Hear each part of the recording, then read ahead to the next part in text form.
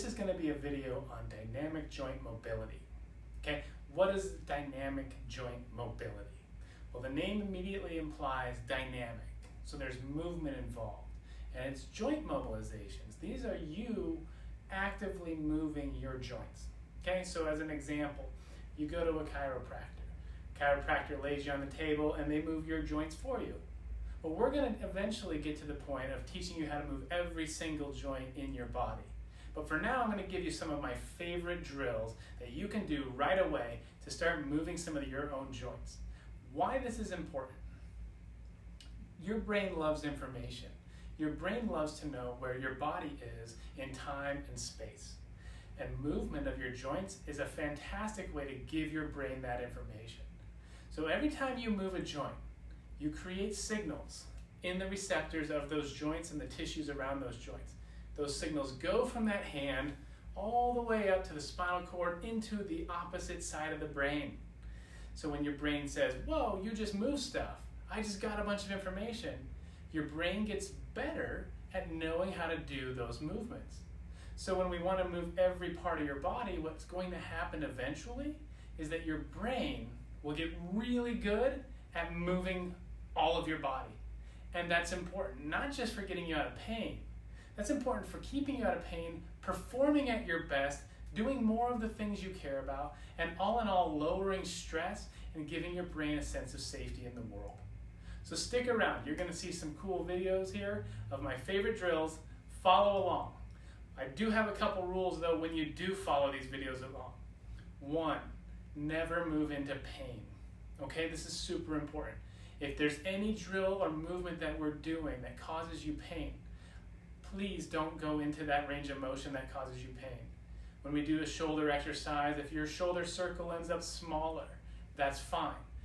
Always reduce the range of motion or decrease the speed if you're experiencing pain. Okay, you don't want to practice telling your brain that every time you move that area, there's supposed to be pain. We don't want to practice pain. Okay, so that's rule number 1. Rule number 2, try to always keep a long, tall spine while you do these drills. I don't want you slouched over and kind of going through the motions. I want you to have a nice, tall spine. I want you to be focused on what you're doing, and I want you to put your intention into doing these drills as accurately and precisely as possible. That's where the real power of these drills lies. Stick around and I'll see you soon. All right, we're going to get started here with thoracic mobility, your thoracic spine. Make your hands come towards your sternum. As your hands come together, think of them as a hot poker.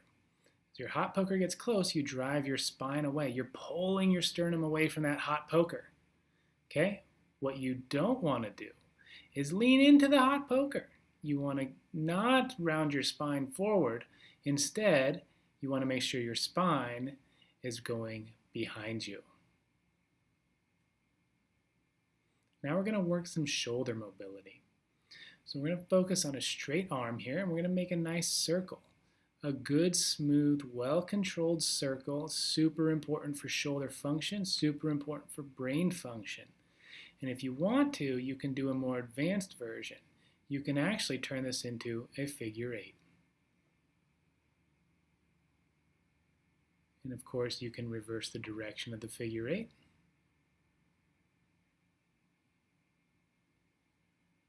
And then you can do this in multiple positions. In this case, we're going to do this reaching behind you. And work some circles, really stretching out that shoulder.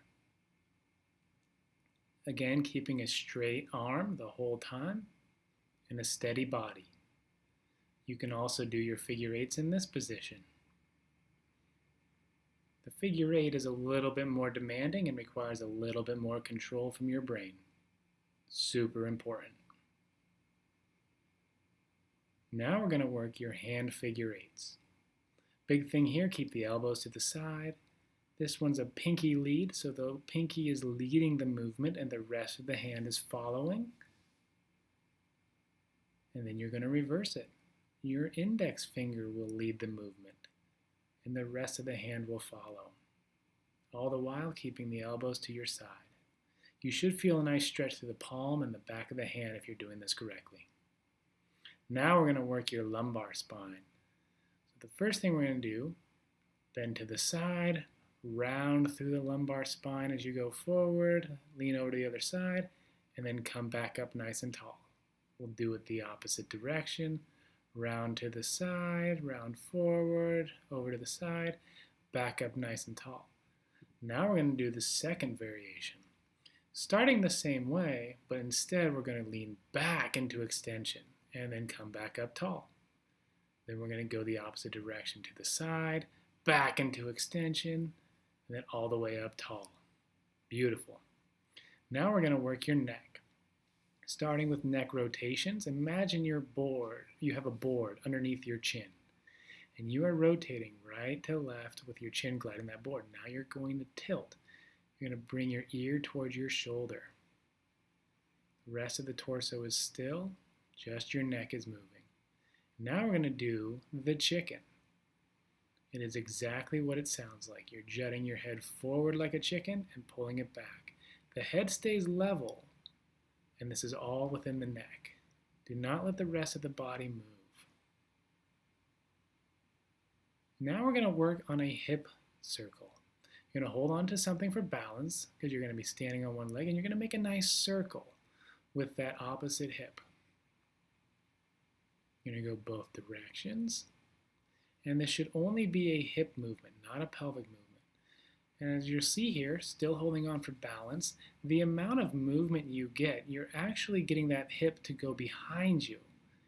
That is an important piece of the movement. You want your hip to go forward and backwards while you're making the circle. You did it. You went through all these mobility drills. I would be very interested in knowing how you felt after doing them. Typically what I find when people do these drills, especially all of these drills in succession, they generally feel more relaxed. They also tend to feel more connected to their body. So if right now, after doing all these drills and you went for a walk, you would probably feel very, very fluid in your movement. And that's the way you should feel 24/7. Every time you're getting ready to do something movement-wise that's super important, you should do these drills.